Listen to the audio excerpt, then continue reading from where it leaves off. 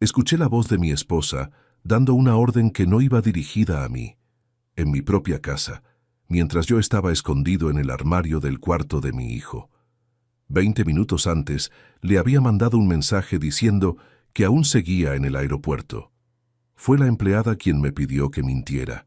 Antes de continuar, suscríbete al canal, activa la campanita, porque todos los días tenemos nuevas historias, deja tu like y cuéntanos en los comentarios desde qué ciudad nos estás viendo. Me llamo Ignacio Bermúdez Roldán, tengo 64 años y trabajé durante casi 4 décadas como ingeniero civil, hasta que me jubilé hace 2 años. Construí puentes, carreteras, edificios enteros en distintas provincias de España, siempre viajando, siempre calculando estructuras que debían sostenerse solas durante generaciones. Nunca pensé que la estructura que más me costaría entender sería la de mi propio matrimonio. Estoy casado con Custodia Vallejo Peña desde hace 26 años y 3 meses. Ella tiene 52 años. Es profesora de primaria jubilada anticipadamente por problemas de columna, y durante todo este tiempo la consideré una mujer tranquila, casera, dedicada a nuestro hijo Bruno y a los pequeños rituales domésticos que sostienen un hogar. El café servido siempre a la misma hora, las plantas regadas los martes y viernes, la ropa doblada con esa precisión casi militar que yo mismo bromeaba en llamar ingeniería textil. Aquella mañana, yo debía regresar de un viaje a Bilbao, donde había ido a visitar a un antiguo compañero de universidad que estaba en el hospital tras una operación de cadera. El vuelo original llegaba a las 8 de la noche, pero por una cancelación de última hora en el aeropuerto, me reubicaron en uno que salía 4 horas antes. No avisé a nadie del cambio. Quería sorprender a Custodia llegando temprano. Tal vez preparar juntos una cena tranquila, algo que hacía tiempo no compartíamos con la misma calma de antes. El taxi me dejó frente a la casa a las 3:11 de la tarde. Recuerdo el calor pegajoso de ese mediodía, el sonido de mis propias llaves chocando en el bolsillo del pantalón, el olor a asfalto recién regado por los aspersores del jardín vecino. Todo parecía normal. Hasta que Remedios Casals Iborra, nuestra empleada de hace 11 años, abrió la puerta antes de que yo alcanzara a meter la llave en la cerradura. Remedios tiene 46 años. Es una mujer seria, de pocas palabras, que siempre trató nuestra casa con un respeto casi reverente. Nunca antes la había visto con esa expresión.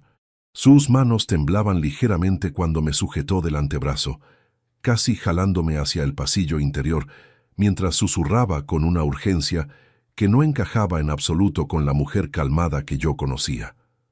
«Don Ignacio, por favor, entre rápido, no se quede en la puerta». Le pregunté qué pasaba, pero ella no respondió. Me empujó suavemente hacia el cuarto de Bruno, que estaba vacío porque mi hijo trabajaba hasta las 6 en una empresa de logística en las afueras de la ciudad. Cerró la puerta detrás de nosotros con un cuidado exagerado, como si el simple sonido de un pestillo pudiera delatarnos. «Quédese aquí, por favor. Mándele un mensaje a la señora diciendo que su vuelo se retrasó, que todavía está en el aeropuerto». Recuerdo haber sentido por un segundo ganas de reír. Pensé que quizás era alguna broma extraña, algo relacionado con una fiesta sorpresa que Custodia estuviera preparando para mi cumpleaños, que caía justamente esa semana. Pero el rostro de Remedios no tenía nada de festivo. Tenía el rostro de alguien que está protegiendo a otra persona de algo que ya sabe, pero que no sabe cómo explicar. «Remedios, ¿pasó algo con Custodia? ¿Está bien?» «Está bien, don Ignacio, pero necesito que confíe en mí ahora. Mande el mensaje, por favor». Algo en su voz, algo en la manera en que evitaba mis ojos, me hizo obedecer sin más preguntas. Saqué el teléfono y escribí: «Cariño, el vuelo se atrasó. Parece que llegaré más tarde de lo previsto». Lo envié a las 3:16 de la tarde. Ella lo leyó casi de inmediato, según la doble marca azul que apareció en la pantalla, pero no respondió nada. Me senté en el borde de la cama de mi hijo, todavía con la maleta de mano apoyada contra mis piernas, sintiendo el aire acondicionado zumbando bajo, un sonido constante que de repente se volvió insoportablemente fuerte en medio de aquel silencio extraño. Remedios permaneció de pie cerca de la puerta, con los brazos cruzados, mirando hacia el pasillo a través de la rendija. Fueron los 20 minutos más largos que recuerdo en mucho tiempo. No por lo que estaba pasando exactamente, porque todavía no entendía nada, sino por la tensión que se respiraba en esa habitación, por el olor a detergente de limón que Remedios usaba siempre en las sábanas de Bruno, mezclado con mi propio sudor nervioso, por el tic-tac casi imperceptible del reloj de pared que mi hijo tenía colgado sobre el escritorio. A las 3:36 exactamente, escuché el sonido metálico de la cerradura de la puerta principal.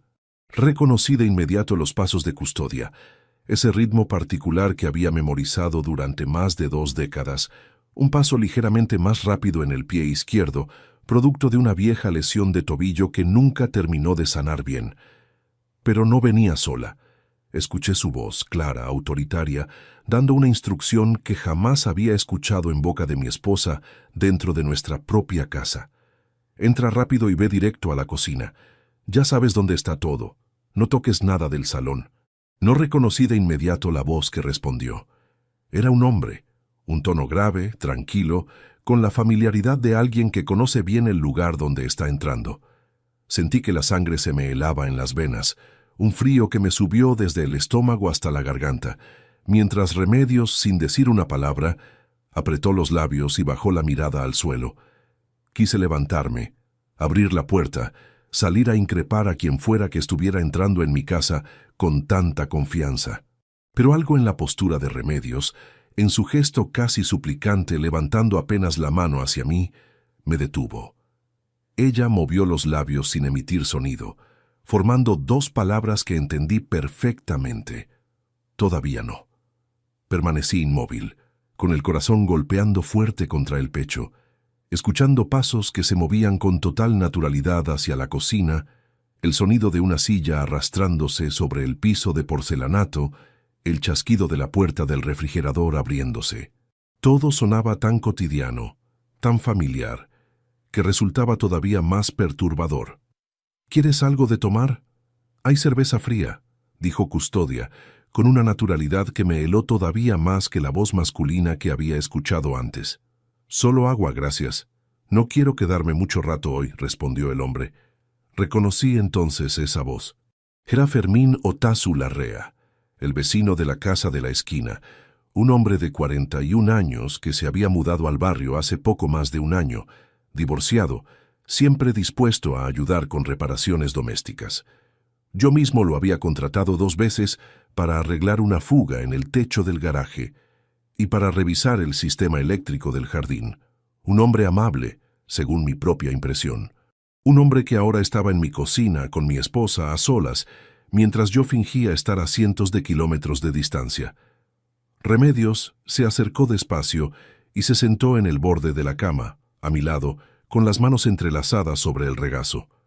Su respiración era pausada pero tensa, como quien ha ensayado mentalmente este momento durante mucho tiempo sin saber si algún día tendría el valor de actuar. «Don Ignacio», susurró casi sin mover los labios, «llevo meses viendo cosas que no me correspondía ver, pero cuando usted llegó hoy tan temprano, no pude quedarme calmada y dejar que entrara sin saber».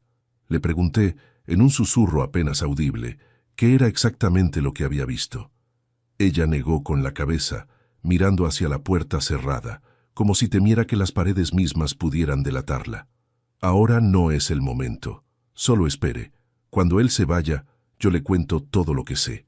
Afuera, en la cocina, el sonido de vasos chocando contra la mesa, risas contenidas, palabras que no lograba distinguir con claridad, pero cuyo tono resultaba inequívocamente cercano, demasiado cercano para tratarse de un simple vecino que pasaba a saludar.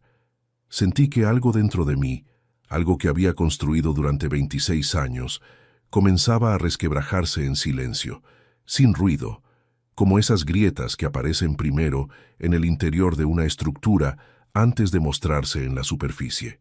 Pensé por un instante fugaz en todos los viajes que había hecho en los últimos meses. Bilbao, Valencia, 2 veces a Zaragoza por asuntos de una consultoría que aún hacía de manera esporádica. Pensé en las llamadas que Custodia hacía siempre desde el jardín, alegando que la señal era mejor ahí afuera.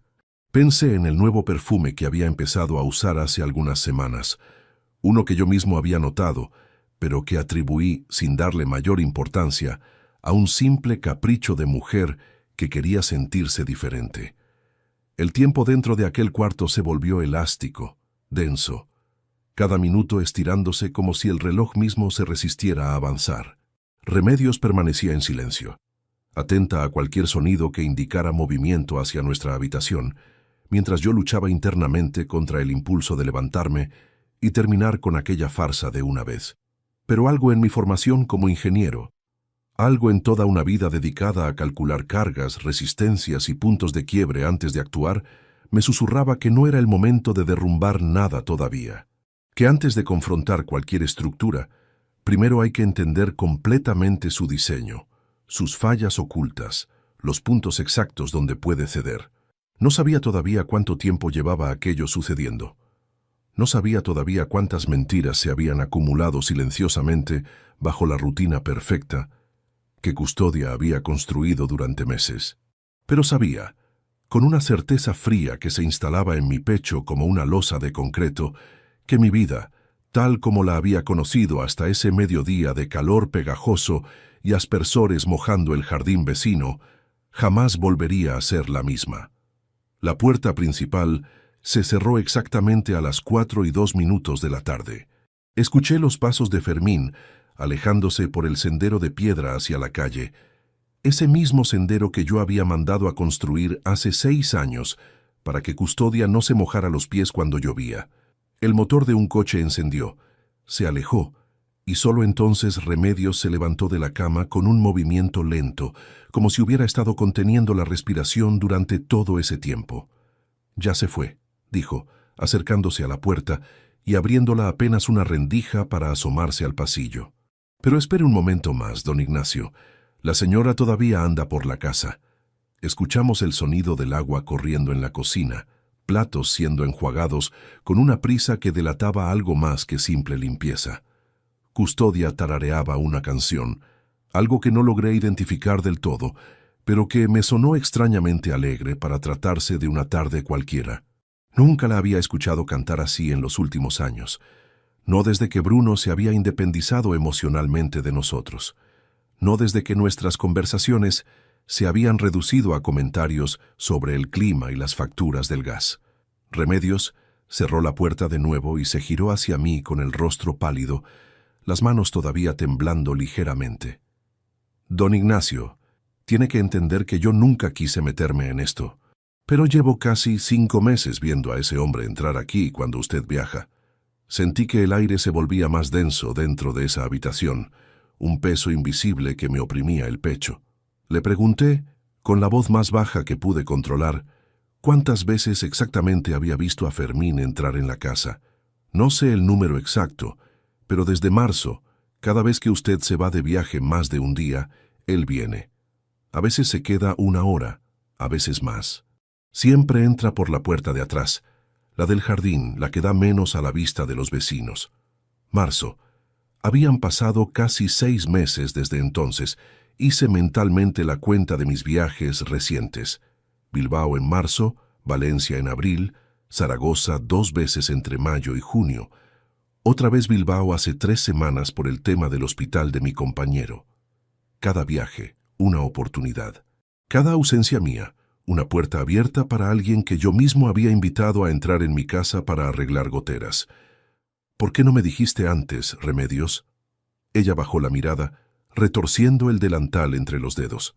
«Tenía miedo, don Ignacio. Miedo de que no me creyera, miedo de perder mi trabajo, si la señora se enteraba de que yo hablaba. Ustedes me han dado todo estos años. Mi hijo estudió gracias al sueldo que me pagan aquí. No quería arriesgar eso por algo que quizás yo estaba entendiendo mal.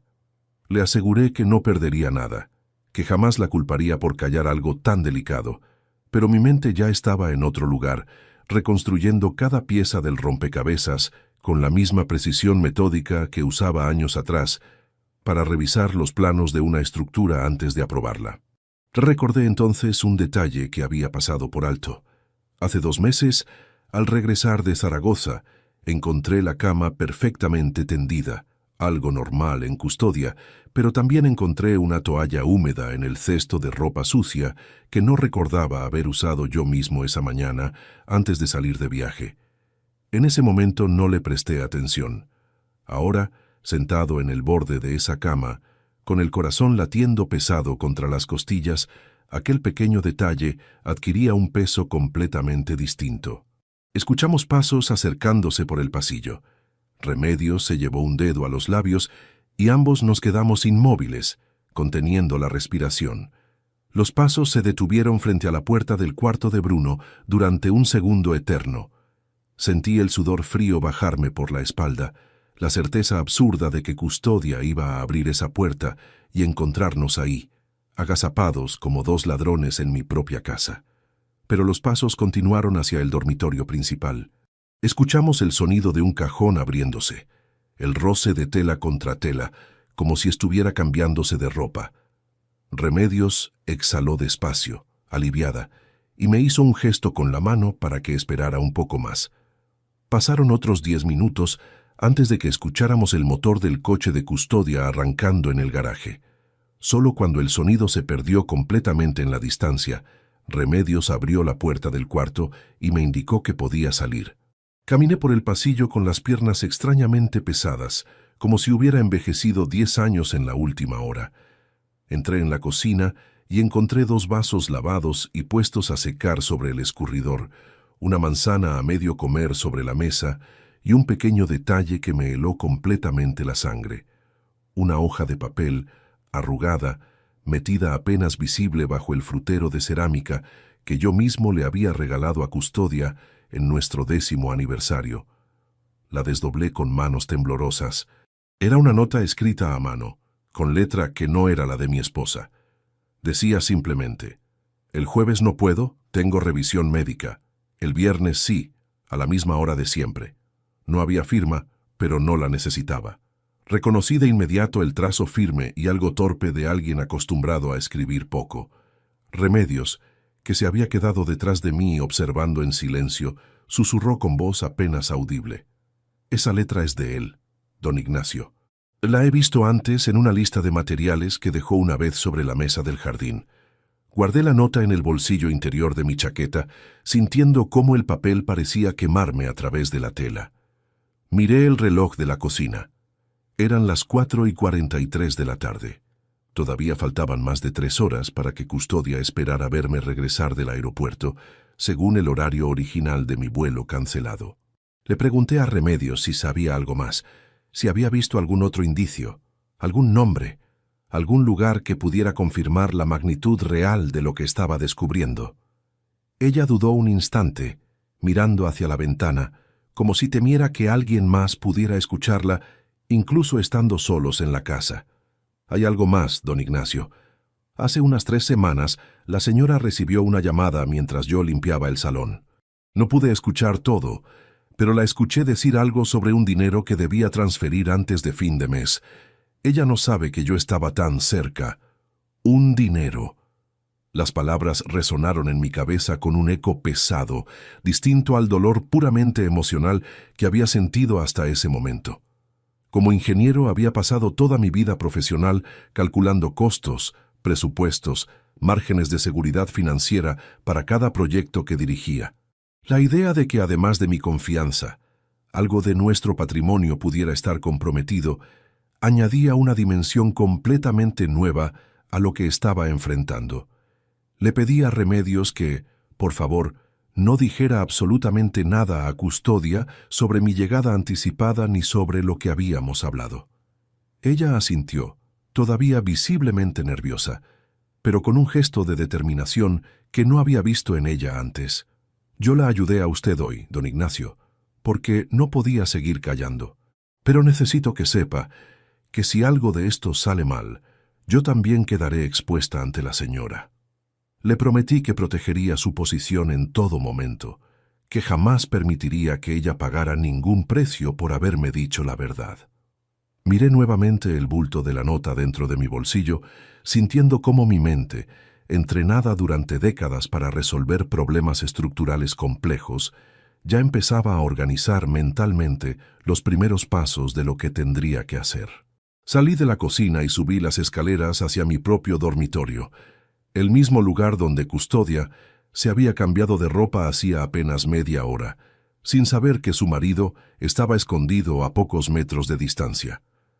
Abrí el armario despacio, buscando algo que no sabía exactamente qué era, solo guiado por un instinto que me decía que ahí, entre la ropa perfectamente ordenada, podía encontrar más piezas de aquel rompecabezas que apenas comenzaba a tomar forma.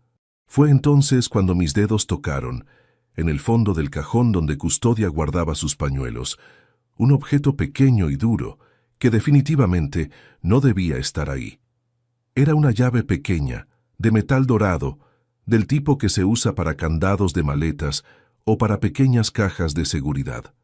La sostuve entre los dedos, sintiendo su peso insignificante en apariencia, pero cargada de un significado que todavía no lograba descifrar completamente.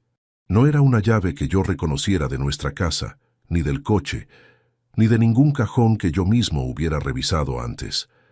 La guardé en el bolsillo junto con la nota, cerré el cajón exactamente como estaba, con el mismo cuidado casi quirúrgico que Custodia empleaba para ordenar sus cosas, y bajé nuevamente a la cocina, donde Remedios seguía limpiando la mesa con movimientos mecánicos, todavía nerviosa. «Remedios, ¿sabes si la señora tiene alguna caja fuerte, algo pequeño, donde guarde documentos o algo así?» Ella se detuvo un momento, pensando, secándose las manos en el delantal. «No que yo sepa, don Ignacio, pero hace un mes vi una caja metálica pequeña en el armario del cuarto de plancha, detrás de las toallas viejas. Nunca la había visto antes, y cuando quise moverla para limpiar, la señora me dijo que no la tocara, que eran cosas suyas sin importancia». Subí de nuevo, esta vez con un propósito más claro. El cuarto de plancha estaba al final del pasillo, un espacio pequeño que usábamos poco desde que instalamos la lavadora con función de secado. Abrí el armario y, tal como Remedios había descrito, encontré la caja metálica escondida detrás de una pila de toallas descoloridas que llevábamos años sin usar. La llave encajó perfectamente en la cerradura. Sentí que el corazón me golpeaba con una fuerza desproporcionada al simple acto de girar una pequeña pieza metálica. Dentro encontré varios documentos doblados, algunos recibos y una libreta bancaria de una entidad distinta a la que usábamos habitualmente para nuestras cuentas conjuntas. La abrí con manos que ya no lograba mantener firmes. Los movimientos comenzaban hace exactamente 8 meses, en enero, con un depósito inicial de 3.000 euros. Después, cada mes, aparecían transferencias regulares, 400 euros, 600 euros, en una ocasión hasta 1.200 euros en un solo movimiento. El saldo actual, según el último registro impreso, ascendía a 9.850 euros. 9.850 euros que yo no sabía que existían, acumulados silenciosamente mientras yo seguía depositando mi pensión completa en la cuenta conjunta que ambos usábamos para los gastos del hogar. Sentí una mezcla extraña de dolor y una especie de asombro técnico, casi profesional, ante la meticulosidad con la que Custodia había estructurado aquel movimiento paralelo de dinero, sin que yo notara absolutamente nada extraño en nuestras finanzas compartidas. Entre los papeles encontré también un recibo de una inmobiliaria local, fechado hace 6 semanas, con un sello que indicaba reserva confirmada sobre un pequeño apartamento en las afueras de la ciudad. El nombre en el recibo no era el de Custodia, sino uno que no reconocí de inmediato: Yolanda Requena Prats. Le pregunté a Remedios, que había subido detrás de mí sin que yo me diera cuenta, si conocía ese nombre. «Sí, don Ignacio. Es la mejor amiga de la señora, la conoce desde hace años. Ellas dos se ven casi todas las semanas para tomar café». Comprendí entonces algo que me heló todavía más que el descubrimiento del dinero. Custodia no estaba actuando sola en su engaño. Su amiga Yolanda, alguien a quien yo mismo había recibido en mi casa decenas de veces, alguien a quien había considerado casi de la familia, estaba prestando su nombre para ocultar movimientos que Custodia no quería que aparecieran directamente vinculados a ella. Volví a guardar todo exactamente como lo había encontrado. Cerré la caja con la misma llave dorada y la coloqué detrás de las toallas en la posición precisa donde estaba antes. Bajé las escaleras con las piernas temblando, sintiendo que cada paso me acercaba más a una verdad que apenas comenzaba a revelarse en toda su magnitud. En la sala, me senté en el sillón donde solía leer el periódico cada mañana, el mismo lugar desde donde había visto crecer a Bruno, desde donde había celebrado ascensos profesionales y aniversarios de boda. Ahora ese mismo sillón se sentía como un lugar extraño, ajeno, parte de una casa que ya no reconocía del todo. Remedios se sentó frente a mí, en el borde del sofá con las manos entrelazadas sobre las rodillas. «Don Ignacio, ¿qué va a hacer usted ahora?». Le respondí con sinceridad que todavía no lo sabía con certeza, que necesitaba tiempo para pensar, para no actuar guiado únicamente por la rabia que sentía creciendo lentamente en mi pecho. Le pedí que, por favor, actuara con total normalidad frente a Custodia, que no cambiara absolutamente nada en su comportamiento habitual. «Necesito entender primero hasta dónde llega todo esto antes de decidir qué hacer, Remedios. Si actúo ahora sin saber todo, podría perder la oportunidad de entender la verdad completa». Miré el reloj de pared. Eran las 5:22 de la tarde. Todavía faltaban casi 3 horas para que Custodia esperara mi regreso oficial del aeropuerto. Decidí salir de la casa discretamente, caminar un rato por el barrio para despejar la mente, antes de regresar más tarde fingiendo llegar recién del viaje. Le pedí a Remedios que se marchara a su hora habitual, como cualquier otro día, sin dejar ningún indicio de que algo distinto había ocurrido esa tarde. Ella asintió, recogió sus cosas con la misma discreción de siempre, y antes de salir por la puerta principal, se giró hacia mí con una expresión que mezclaba preocupación genuina y algo parecido al alivio de haber compartido finalmente aquella carga que llevaba meses sosteniendo sola. «Don Ignacio, hay algo más que debería saber. Hace 2 semanas escuché a la señora hablando por teléfono, mencionando algo sobre después de que él firme los papeles del apartamento. No entendí bien de qué papeles hablaba, pero sonaba como si hubiera algo más planeado, algo que todavía no ha sucedido. Sentí que el suelo bajo mis pies se volvía todavía más inestable. No solo existía ya un apartamento reservado, un dinero acumulado en secreto durante 8 meses, y una amiga cómplice prestando su nombre para ocultar movimientos financieros. Existía también algún tipo de documento pendiente de firma, algo que Custodia estaba esperando concretar próximamente, algo que yo desconocía por completo y que podría cambiar todavía más la magnitud de lo que estaba descubriendo aquella tarde. Le pregunté a Remedios si tenía alguna idea de cuándo podría ocurrir esa firma, pero ella negó con la cabeza, genuinamente, sin más información que ofrecerme. Se despidió con un gesto breve y salió por la puerta principal, dejándome solo en aquella sala que comenzaba a sentirse como el escenario de una obra cuyo guión yo apenas empezaba a leer, muy por detrás de todos los demás actores. El taxi me dejó a 3 calles de la casa, cerca del parque donde solía caminar cuando necesitaba pensar con claridad. El sol de la tarde ya empezaba a bajar, tiñendo las fachadas de un naranja pálido, y el aire olía a hierba recién cortada, mezclado con el humo distante de alguna barbacoa vecina. Caminé despacio, con las manos en los bolsillos, sintiendo el peso invisible de la nota y la llave dorada que había vuelto a guardar en su lugar antes de salir de casa. Me senté en un banco de piedra, el mismo donde años atrás llevaba a Bruno cuando era pequeño para que jugara con otros niños del barrio.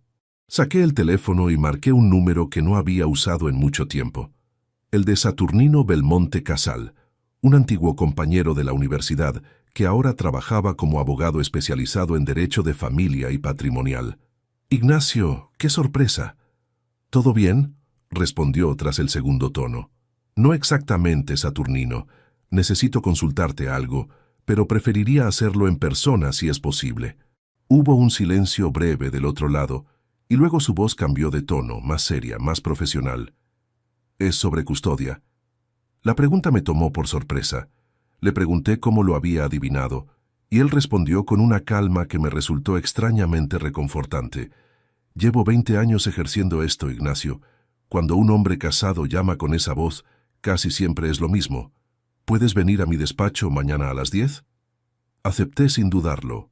Colgué el teléfono y me quedé sentado un rato más, observando a un grupo de niños jugando al fútbol en el césped cercano, sus risas contrastando dolorosamente con el peso que sentía en el pecho. Recordé, sin poder evitarlo, la primera vez que Custodia y yo habíamos paseado por ese mismo parque, recién casados, hablando de los hijos que todavía no teníamos, de la casa que todavía no habíamos comprado, de un futuro que en aquel momento parecía sólido como el concreto armado que yo mismo calculaba en mis proyectos. Aquella tarde de hace 26 años, Custodia llevaba un vestido azul claro y se reía de mis explicaciones técnicas sobre por qué ciertos puentes necesitaban juntas de dilatación. Hasta para el amor debe haber espacio para que las cosas se muevan sin romperse, me había dicho entonces, bromeando. Ahora aquella frase regresaba a mi memoria con un sabor completamente distinto, casi premonitorio. Miré el reloj. Eran las 6:45 de la tarde. Decidí caminar de vuelta hacia la casa, preparándome mentalmente para la actuación que debía sostener durante las próximas horas. Al llegar, encontré a Custodia en la cocina, preparando la cena con una normalidad que me resultó casi ofensiva después de todo lo que había descubierto esa tarde. «Ignacio, pensé que llegarías más tarde», dijo, secándose las manos en un paño de cocina antes de acercarse a abrazarme. Sentí su perfume, el mismo aroma nuevo que había notado hace semanas sin darle importancia, y ahora identificaba con una claridad dolorosa. La abracé de vuelta, forzando cada músculo de mi cuerpo a comportarse con naturalidad, mientras por dentro sentía una mezcla de asco y tristeza que no sabía cómo nombrar todavía. El vuelo se adelantó al final. Tomé un taxi directo desde el aeropuerto. Mentí, sorprendiéndome de la facilidad con la que las palabras salían de mi boca. «Qué bien que ya estés en casa. Preparé pollo al horno, tu favorito», respondió ella, regresando a la cocina con esa misma tranquilidad que ahora yo interpretaba de manera completamente distinta. Durante la cena, observé cada gesto de Custodia con una atención que jamás había puesto antes. La forma en que revisaba el teléfono discretamente entre bocados, la manera en que evitaba mencionar cualquier detalle sobre su día, limitándose a preguntas genéricas sobre mi supuesto viaje. Antes, esos silencios me habrían parecido normales, producto simplemente del cansancio o la rutina de tantos años juntos. Ahora, cada pausa, cada mirada esquiva hacia la pantalla del móvil, se convertía en una pieza más del rompecabezas. Bruno llegó cerca de las 9 de la noche, cansado tras su jornada laboral, y se sentó con nosotros a comer los restos de la cena. Verlo ahí, ajeno completamente a todo lo que estaba ocurriendo bajo el techo que compartíamos, me generó una punzada de culpa inesperada. Pensé en cuántas veces durante los últimos años había estado físicamente presente en esa mesa, pero mentalmente ausente, concentrado en algún proyecto de trabajo, en alguna preocupación profesional que ahora me parecía insignificante, comparada con lo que realmente estaba sucediendo en mi propia casa. Esa noche, mientras Custodia dormía a mi lado con una respiración pausada que antes me tranquilizaba y ahora me resultaba casi insoportable de escuchar, permanecí despierto durante horas, repasando mentalmente cada detalle descubierto aquella tarde.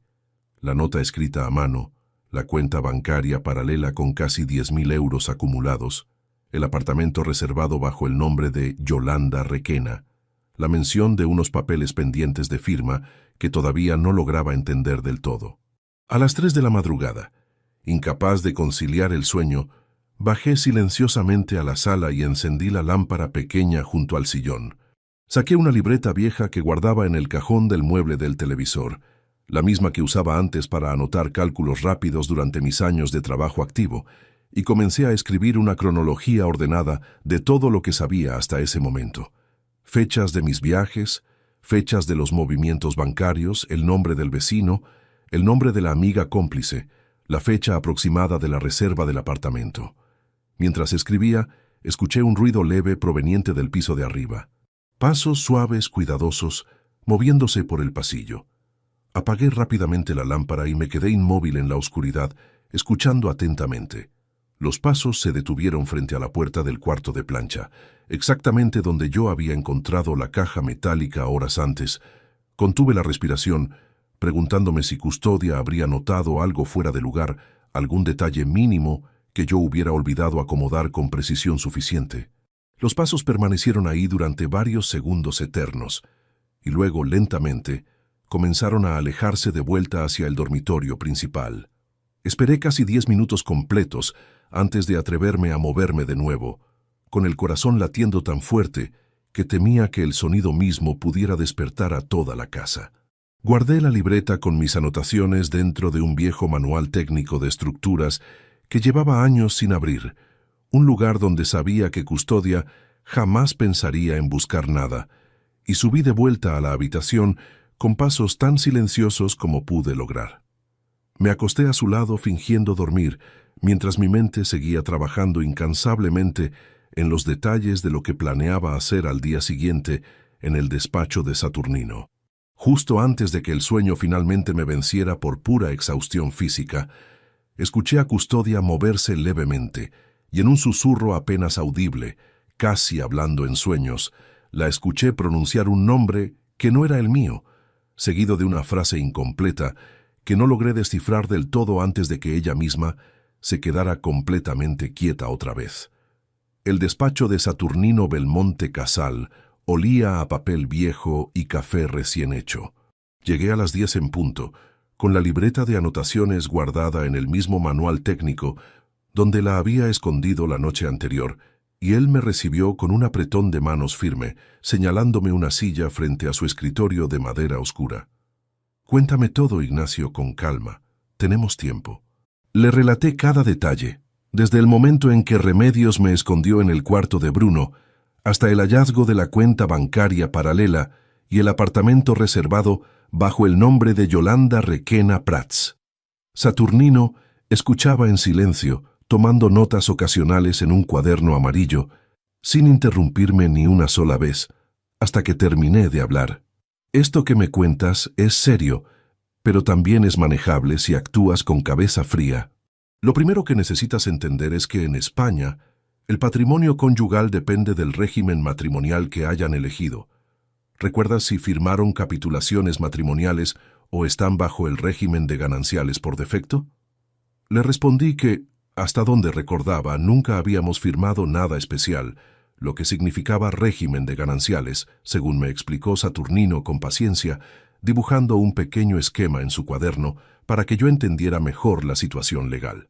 Eso significa que, en principio, todo lo adquirido durante el matrimonio se divide por igual en caso de separación, salvo bienes privativos anteriores al matrimonio o herencias personales.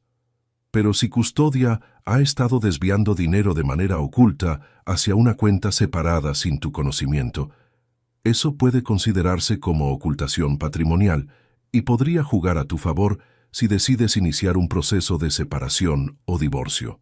Le pregunté sobre el apartamento reservado, sobre la posibilidad de que estuviera comprado con dinero de nuestra cuenta conjunta sin mi consentimiento explícito. Saturnino asintió, apuntando algo más en su cuaderno. «Si logras demostrar que ese dinero salió de fondos gananciales, tienes derecho a reclamar la mitad de esa cantidad, independientemente de a nombre de quién esté el apartamento. Pero necesitamos pruebas sólidas, documentadas, no solo lo que has visto de reojo en una caja escondida». Me explicó entonces que existía la posibilidad de contratar a un investigador privado para reunir evidencia adicional de manera legal, algo que pudiera sostenerse ante un juez si la situación llegaba a ese punto. Me dio el contacto de Higinio Cabrales Montero, un investigador con quien había trabajado antes en casos similares, un hombre discreto y metódico, según sus propias palabras. Salí del despacho con una sensación extraña, mezcla de alivio por tener finalmente un camino claro a seguir y un peso renovado al escuchar en voz alta, de boca de un profesional, la magnitud legal de lo que estaba enfrentando. Llamé a Higinio esa misma tarde desde un banco del parque, evitando hacerlo desde casa, por miedo a que Custodia encontrara algún registro en el teléfono compartido de la línea fija. Higinio Cabrales tenía una voz pausada, casi monótona. El tipo de voz que transmite calma incluso hablando de asuntos delicados. Acordamos reunirnos al día siguiente en una cafetería cercana a su oficina, lejos del barrio donde vivíamos, para evitar cualquier posibilidad de ser vistos juntos por algún conocido. Esa noche, de vuelta en casa, encontré a Custodia sentada en el jardín, hablando por teléfono en voz baja. Me acerqué sin que ella notara mi presencia, escondido tras la puerta corredera de cristal que daba al patio, y logré escuchar fragmentos de la conversación antes de que ella se percatara de mi cercanía. No puedo hablar más fuerte. Ignacio está en casa. Sí, ya casi está todo listo, solo faltan los papeles finales. El jueves nos vemos como siempre. Al escuchar mi propio nombre pronunciado en ese contexto, sentí un escalofrío recorrerme la espalda. Custodia colgó rápidamente al girarse y verme parado cerca de la puerta, y su rostro cambió en una fracción de segundo, pasando de la tensión de la llamada a una sonrisa forzada que ya empezaba a reconocer como parte de su actuación cotidiana. Era Yolanda. Hablábamos de una cita médica que tiene el jueves, explicó, guardando el teléfono en el bolsillo de su bata, con una rapidez que delataba más nervios de los que intentaba disimular. Asentí sin decir nada, fingiendo aceptar la explicación sin cuestionarla, mientras por dentro archivaba mentalmente cada palabra escuchada. El jueves nos vemos como siempre. No sonaba en absoluto a una cita médica. Sonaba a una rutina establecida, algo que se repetía con regularidad suficiente para haberse convertido en costumbre. Al día siguiente, me reuní con Higinio Cabrales en la cafetería acordada. Era un hombre de unos 55 años, complexión delgada, con anteojos de montura fina y una libreta de cuero gastado que sacó apenas nos sentamos. Le expliqué la situación con el mismo detalle que le había dado a Saturnino, y él escuchó atentamente, haciendo preguntas puntuales sobre horarios, rutinas y los nombres de las personas involucradas. Don Ignacio, con lo que me cuenta, creo que podemos confirmar bastante en poco tiempo. El patrón de los jueves es clave. Si su esposa mantiene esa rutina, podemos documentar todo de manera discreta y completamente legal, fotografías desde la vía pública, sin necesidad de invadir su domicilio. Acordamos que Higinio comenzaría su seguimiento discreto a partir del jueves siguiente, enfocándose primero en confirmar el encuentro mencionado en la llamada telefónica y después ampliando la investigación hacia los movimientos financieros relacionados con la cuenta bancaria paralela y el apartamento reservado.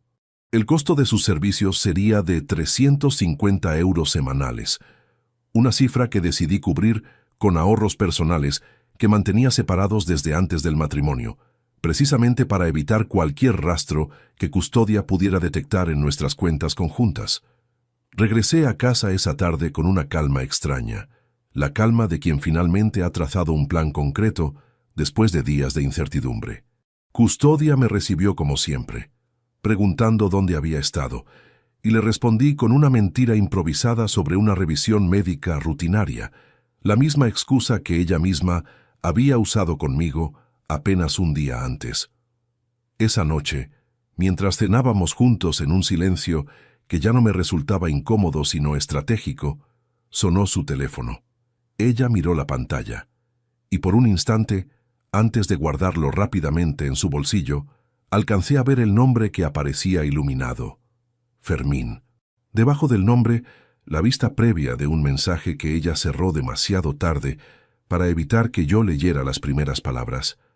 Amor, necesito verte antes del jueves porque el jueves llegó con un cielo cubierto de nubes grises que amenazaban lluvia desde temprano. Higinio Cabrales me llamó a las 9:30 de la mañana, con esa voz pausada que ya empezaba a reconocer como parte de su carácter profesional. Don Ignacio, confirmado. Su esposa salió de casa a las 9:15. Tomó un taxi hacia el barrio de las afueras, exactamente donde está el edificio del apartamento que usted mencionó. Fermín llegó 15 minutos después en su propio coche. Sentí que el estómago se me revolvía, aunque ya esperaba esa confirmación. Le pregunté a Higinio si había logrado obtener alguna fotografía clara, algo que pudiera servir como prueba concreta ante Saturnino más adelante. Tengo varias imágenes tomadas desde la calle, completamente legales. Los dos entrando juntos al edificio y una donde se ven claramente por la ventana del segundo piso, corriendo las cortinas.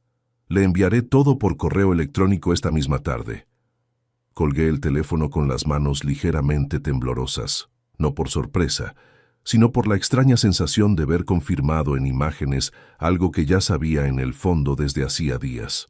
Me senté en el sillón de la sala, el mismo lugar donde había empezado a escribir mi cronología de eventos, y esperé pacientemente hasta que llegó el correo de Higinio a media tarde.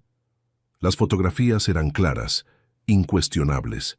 Custodia y Fermín entrando juntos al edificio a las 9:40 de la mañana, ella con un vestido que yo no recordaba haberle visto antes, probablemente comprado para esas ocasiones específicas. Guardé las imágenes en una carpeta oculta dentro de mi propio correo electrónico, protegida con una contraseña que solo yo conocía. Esa misma tarde, mientras revisaba nuevamente los documentos que había fotografiado días atrás en la caja metálica escondida, escuché el sonido de la puerta principal abriéndose antes de lo esperado. Apenas tuve tiempo de cerrar la laptop y guardar los papeles impresos dentro de una carpeta de proyectos viejos, cuando Custodia entró en el estudio sin previo aviso. «Ignacio, ¿qué haces aquí? Pensé que estabas en el jardín». Sentí el corazón golpeándome fuerte contra el pecho, pero mantuve la voz calmada, entrenada durante años de reuniones profesionales donde la serenidad aparente había sido siempre mi mejor herramienta. Estaba revisando unos planos antiguos, pensaba donarlos a la universidad. Algunos estudiantes podrían aprovecharlos, respondí, señalando hacia la carpeta cerrada sobre el escritorio. Ella se acercó un poco, mirando de reojo hacia los papeles, y por un instante temí que quisiera revisarlos más de cerca. Pero simplemente asintió, distraída, comentando algo sobre la cena que estaba preparando, y salió del estudio tan rápido como había entrado.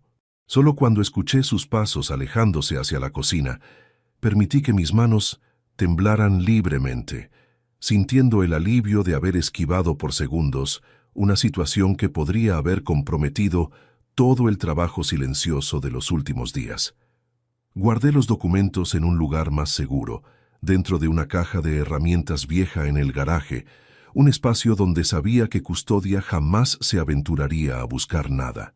Al día siguiente, me reuní nuevamente con Saturnino en su despacho, llevando conmigo una copia impresa de las fotografías de Higinio, junto con los documentos bancarios que había logrado fotografiar previamente con mi teléfono.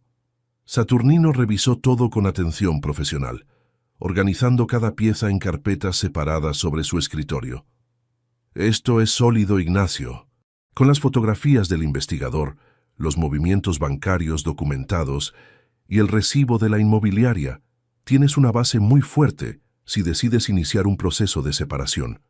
Pero necesito preguntarte algo importante. ¿Qué es exactamente lo que buscas conseguir con todo esto?» La pregunta me tomó por sorpresa, obligándome a detenerme un momento antes de responder. Había estado tan concentrado en reunir pruebas, en entender la magnitud del engaño, que no me había permitido pensar realmente en qué quería como resultado final de todo aquel proceso doloroso. Quiero recuperar lo que me corresponde, Saturnino.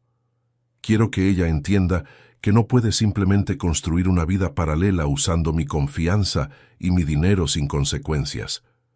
Pero tampoco quiero convertirme en alguien cruel, en alguien que destruye por destruir. Saturnino asintió, comprensivo, y me explicó entonces las distintas rutas legales disponibles, desde una separación amistosa con reparto equitativo de bienes hasta un proceso contencioso donde se pudiera demostrar ocultación patrimonial para inclinar la balanza a mi favor de manera más significativa. Me recomendó, antes de decidir cualquier camino, reunir toda la evidencia posible durante al menos 2 o 3 semanas más, para tener un panorama completo antes de dar cualquier paso irreversible. Regresé a casa esa noche con la mente ocupada en decenas de escenarios distintos, calculando mentalmente, como si se tratara de otro proyecto estructural más, los distintos puntos de quiebre posibles según cada decisión que tomara. Encontré a Bruno en la sala viendo televisión y me senté junto a él un momento, observando su perfil relajado, ajeno completamente a la tormenta que se gestaba silenciosamente bajo el mismo techo que compartíamos los tres. «Papá, ¿estás bien? Te ves cansado últimamente», comentó él sin apartar la mirada de la pantalla. Le respondí que solo eran cosas de la edad, achaques normales de la jubilación, mientras por dentro sentía una punzada de culpa al mentirle también a él, aunque fuera por omisión, sobre lo que realmente estaba ocurriendo en nuestra familia. Pensé en cuánto tiempo más podría sostener aquella actuación cotidiana, aquella doble vida silenciosa que ahora yo mismo llevaba, tan cuidadosamente construida como la que Custodia sostenía desde hacía meses. Esa madrugada, revisando el correo electrónico una vez más antes de dormir, encontré un mensaje nuevo de Higinio Cabrales, enviado hace apenas 20 minutos, con un asunto que decía simplemente: «Información adicional urgente. Favor llamar en cuanto pueda». Marqué el número de Higinio de inmediato, sin importarme que fueran casi las 2 de la madrugada. Él respondió al tercer tono, con la voz igual de pausada de siempre, aunque noté cierta tensión adicional en su tono habitual. «Don Ignacio, disculpe la hora, pero consideré que esto no podía esperar hasta mañana. Estuve revisando los movimientos del apartamento con mayor detalle y encontré algo que cambia un poco el panorama que teníamos hasta ahora». Le pedí que me explicara con calma, sintiendo que el sueño se me había esfumado por completo. Escuché el sonido de papeles moviéndose del otro lado de la línea, como si Higinio estuviera consultando sus propias notas antes de continuar. «El apartamento no está solo a nombre de la señora Yolanda Requena. Revisé el registro de la propiedad esta tarde con un contacto que tengo ahí y descubrí que hay una segunda firma en el contrato de arras, Fermín Otazu Larrea. Es decir, ambos están comprando esa propiedad juntos, no solo su esposa usando el nombre de su amiga como fachada». La información me cayó como un peso adicional sobre otro peso que ya creía insoportable. Le pregunté si eso significaba que Custodia y Fermín planeaban vivir juntos próximamente, formalizar de alguna manera su relación fuera del matrimonio que yo todavía sostenía sin saberlo derrumbado. «Es probable, don Ignacio.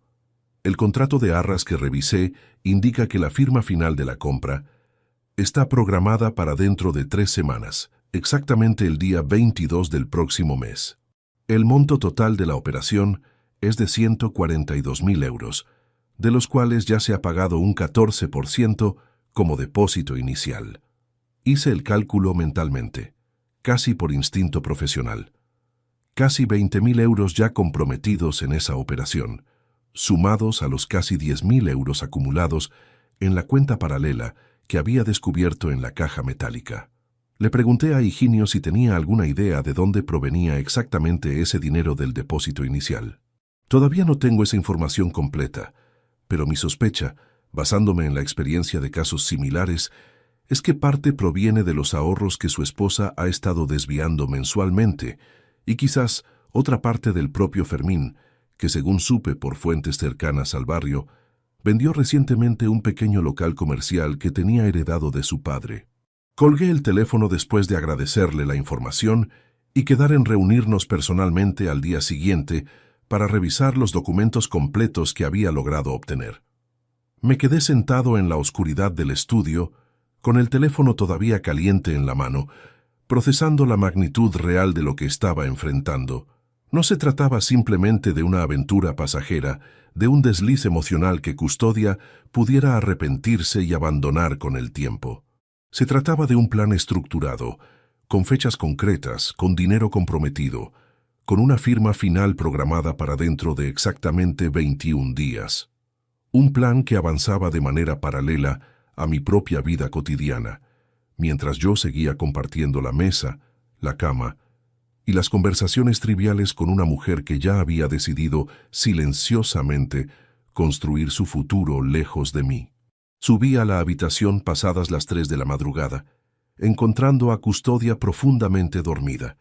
su respiración pausada resonando en la oscuridad como un metrónomo cruel que marcaba el tiempo que me quedaba antes de que todo explotara de manera irreversible. Me acosté a su lado, mirando el techo, calculando mentalmente los pasos que debía seguir en las próximas 3 semanas. Necesitaba, antes que nada, proteger legalmente mi propia posición financiera. Recordé las palabras de Saturnino sobre la posibilidad de documentar ocultación patrimonial, sobre la importancia de actuar con evidencia sólida antes de cualquier confrontación directa. Decidí que, al día siguiente, además de reunirme con Higinio, contactaría también a mi hermano menor, Restituto Bermúdez Roldán, un hombre de 58 años que trabajaba como gestor administrativo y que siempre había mantenido una relación cercana y de absoluta confianza conmigo desde la infancia. Restituto podía ayudarme a mover de manera completamente legal ciertos ahorros personales hacia una cuenta separada a mi nombre, protegiendo al menos una parte de mi patrimonio antes de que cualquier proceso legal formal comenzara. No se trataba de ocultar nada de manera fraudulenta, sino de asegurar que, llegado el momento del confronto, yo no quedara en una posición de absoluta vulnerabilidad frente a alguien que ya llevaba meses planeando su salida de aquel matrimonio. Al amanecer, después de apenas 2 horas de sueño intermitente, escuché a Custodia levantarse con su rutina habitual, tarareando nuevamente esa misma canción alegre que había notado días atrás. La observé desde la cama, fingiendo todavía dormir, mientras ella se preparaba frente al espejo del tocador, aplicándose ese perfume nuevo con una sonrisa suave dibujada en el rostro, la sonrisa de alguien que cuenta los días para un futuro que ya había decidido sin consultarme. Cuando finalmente bajé a la cocina, la encontré preparando café con una energía renovada que contrastaba dolorosamente con mi propio agotamiento físico y emocional. «Ignacio, ¿te encuentras bien? Tienes mala cara esta mañana», comentó ella, sirviendo 2 tazas sobre la mesa. Le respondí que había dormido mal, nada grave, mientras aceptaba la taza que me ofrecía con una normalidad que ya empezaba a sentirse como una segunda naturaleza forzada. Ella se sentó frente a mí, revisando su teléfono brevemente antes de guardarlo, y comentó de manera casual algo que me heló completamente la sangre. «Por cierto, en unas semanas voy a necesitar unos días para mí. Quiero visitar a mi hermana en Sevilla. Necesito despejarme un poco últimamente». Sevilla, la misma ciudad donde, según lo que había investigado brevemente la noche anterior mientras esperaba el sueño, Fermín tenía familiares cercanos que podían servir de cobertura perfecta para cualquier escapada que ella quisiera justificar frente a mí y frente a Bruno. Sonreí levemente asintiendo, preguntándole cuándo exactamente pensaba viajar, calculando mentalmente si esa fecha coincidiría con algo relacionado con la firma final del apartamento que Higinio había mencionado. «Todavía no lo tengo claro, quizás en 2 o 3 semanas.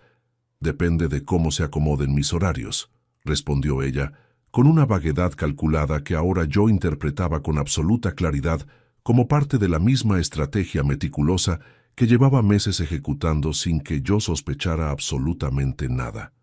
«Restituto, necesito que muevas 12.000 euros de mi cuenta personal a la nueva cuenta que abrimos la semana pasada. Legal, documentado, todo con mi firma», dije por teléfono, sentado en el coche estacionado frente al banco. Mi hermano, del otro lado de la línea, respondió con su tono calmado de siempre, el mismo que usaba desde niños cuando yo llegaba agitado por algún problema y él encontraba la manera de ordenar las cosas. «Ya está hecho, Ignacio. Firmaste los papeles ayer. Solo falta que el banco procese la transferencia. Tardará 2 días hábiles. ¿Cómo va todo lo demás?». Le resumí brevemente los avances. La reunión con Higinio esa misma mañana, donde había confirmado que el depósito del apartamento efectivamente combinaba dinero de la cuenta paralela de Custodia y fondos propios de Fermín provenientes de la venta de su local heredado. Restituto escuchó en silencio y al final, con la voz más grave de lo habitual, me hizo una pregunta que no esperaba. «Ignacio, ¿estás seguro de que quieres hacer esto de manera silenciosa hasta el final? Porque en algún momento vas a tener que enfrentarla, y cuanto más tiempo pase, más difícil será controlar tus propias emociones cuando llegue ese momento. Tenía razón, por supuesto. Llevaba ya 12 días sosteniendo aquella actuación cotidiana, sonriendo durante las cenas, fingiendo interés en conversaciones triviales, mientras por dentro cada célula de mi cuerpo acumulaba una tensión que sabía, tarde o temprano, necesitaría una salida. Le respondí que necesitaba al menos 10 días más, hasta tener consolidada toda la evidencia y completado el movimiento de mis ahorros personales. Esa tarde, mientras revisaba en mi estudio los últimos documentos enviados por Higinio, escuché pasos apresurados subiendo las escaleras. Apenas tuve tiempo de cerrar la laptop cuando Bruno entró sin llamar, con el rostro pálido y el teléfono todavía en la mano. «Papá, ¿tú sabías que mamá está vendiendo sus joyas? Encontré un recibo de una casa de empeños en su bolso. Se me cayó todo cuando fui a buscar las llaves del coche». Sentí que el corazón se me detenía un segundo. Le pregunté a Bruno, tratando de mantener la voz neutral, qué exactamente decía ese recibo. Dice que vendió un anillo y un collar por 1.800 euros, hace como 10 días. ¿Por qué mamá estaría vendiendo sus joyas sin decirte nada? Improvisé una explicación sobre posibles gastos personales que Custodia preferiría manejar con discreción, algo relacionado con regalos para su hermana o gastos médicos privados, cualquier excusa que sonara mínimamente creíble para tranquilizar a mi hijo. Bruno asintió, no del todo convencido, pero decidió no insistir más, quizás respetando la idea de que existían espacios privados entre sus padres que no le correspondía cuestionar. Cuando Bruno salió del estudio, me quedé pensando en aquel detalle nuevo. 1.800 euros adicionales provenientes de la venta de joyas, sumados a todo lo demás. Custodia estaba reuniendo cada euro posible, exprimiendo cada recurso disponible, para asegurar que la compra del apartamento se concretara sin ningún tropiezo financiero de último momento. Aquella noche, decidí que había llegado el momento de acelerar mis propios planes. Llamé a Saturnino a primera hora del día siguiente y acordamos reunirnos con Higinio los tres juntos para consolidar toda la evidencia en un solo expediente ordenado, listo para presentarse formalmente en cuanto yo decidiera dar el paso definitivo. La reunión se realizó en el despacho de Saturnino, con Higinio llegando puntualmente con una carpeta gruesa bajo el brazo. Extendieron sobre la mesa las fotografías, los movimientos bancarios impresos, copia del contrato de arras del apartamento y un informe detallado de fechas y patrones de comportamiento documentados durante las últimas semanas.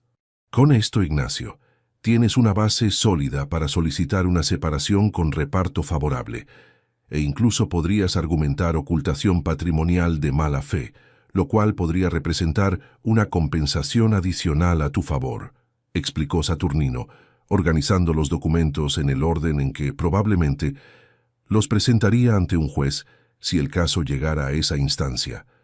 Le pregunté cuánto tiempo tomaría todo el proceso legal una vez que decidiera iniciarlo formalmente. Saturnino respondió que, dependiendo de si Custodia decidía cooperar o contestar cada punto, podía tomar entre 4 y 8 meses para resolverse completamente, aunque las medidas cautelares urgentes, como el bloqueo temporal de la cuenta paralela, podían solicitarse casi de inmediato una vez presentada la demanda. Salí de aquella reunión con una sensación extraña de vértigo controlado, como quien está a punto de lanzar un proyecto de construcción después de meses de planificación cuidadosa, sabiendo que una vez colocada la primera piedra, ya no hay marcha atrás posible. Decidí entonces que actuaría exactamente 10 días después, coincidiendo estratégicamente con una fecha anterior a la firma final del apartamento, para evitar que Custodia lograra consolidar aquella compra antes de que yo pudiera intervenir legalmente. Regresé a casa esa tarde y encontré un ambiente extrañamente festivo. Custodia había preparado una cena especial, con velas sobre la mesa y una botella de vino que reservábamos para ocasiones importantes. Me recibió con un abrazo más cálido de lo habitual, y por un instante, absurdamente, sentí una punzada de nostalgia por la mujer que alguna vez había sido completamente mía. «Ignacio, quiero que hablemos de algo esta noche», dijo ella, sirviendo el vino con manos que noté ligeramente inquietas. He estado pensando mucho últimamente, y creo que necesitamos hacer algunos cambios en nuestra vida. Sentí que cada palabra suya escondía una intención distinta a la que aparentaba, y me preparé internamente, calculando cada posible dirección que aquella conversación pudiera tomar, mientras ella se sentaba frente a mí, con una expresión que mezclaba nerviosismo y una determinación que jamás había visto en su rostro durante todos los años que llevábamos juntos. «Custodia, antes de que digas nada quiero mostrarte algo yo también», dije sacando de mi chaqueta la carpeta que había preparado con Saturnino la noche anterior. Ella palideció ligeramente, mirando la carpeta sin tocarla, mientras yo la abría despacio sobre la mesa, apartando las velas encendidas para que no incendiaran los papeles. Extendí las fotografías de Higinio, los movimientos bancarios impresos y el contrato de arras del apartamento con su firma y la de Fermín, claramente visibles. «Ignacio, ¿de dónde sacaste esto?», susurró con la voz quebrada, las manos temblando sobre el mantel. «Llevo casi 3 semanas sabiendo todo, Custodia.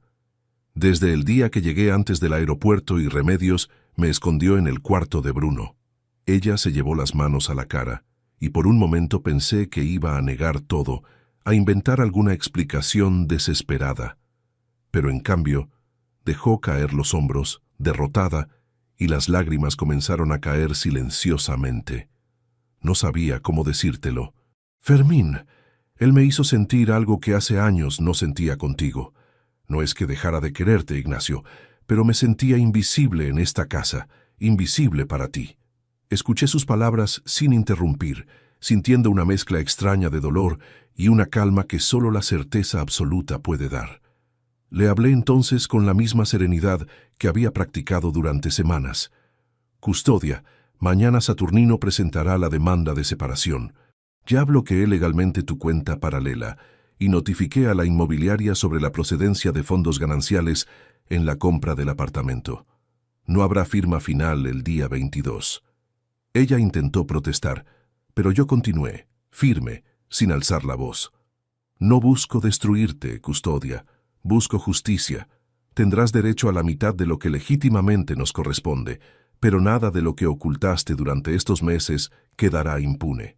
Bruno, que había escuchado parte de la conversación desde la puerta de la cocina, entró en ese momento con el rostro descompuesto, mirando alternadamente a su madre y a mí. Custodia intentó explicarle algo, pero él levantó la mano, pidiendo silencio. «Mamá, vi el recibo de las joyas hace días. No entendía nada, pero ahora sí. Papá no merecía esto». El proceso legal avanzó exactamente como Saturnino había previsto. 4 meses después, el juzgado confirmó la ocultación patrimonial, y Custodia debió devolver el dinero desviado, perdiendo además el depósito inicial del apartamento, que la inmobiliaria canceló al descubrirse el origen irregular de los fondos. Fermín, presionado por su propia situación financiera, se retiró silenciosamente de la relación semanas después del escándalo familiar. Vendí la casa, dividiendo el patrimonio conforme a la ley, y me instalé en un apartamento pequeño y luminoso, cerca del parque donde tantas veces había caminado durante aquellas semanas difíciles. Remedios continuó trabajando conmigo, ahora en mi nuevo hogar, y jamás olvidé lo que hizo aquella tarde de calor pegajoso. Bruno se acercó más a mí en los meses siguientes, cenando juntos cada domingo, reconstruyendo una relación que quizás mis años de trabajo excesivo habían descuidado sin que yo lo notara. Hoy, sentado en mi terraza pequeña, con una taza de café humeante entre las manos, entiendo que la verdadera fortaleza nunca estuvo en gritar ni en destruir, sino en la paciencia silenciosa de quien sabe esperar el momento justo para recuperar su dignidad. Si te gustó esta historia, dale like al video, suscríbete al canal y comparte tus impresiones en los comentarios. Para escuchar la próxima historia, haz clic en la caja de la izquierda. Gracias por vernos.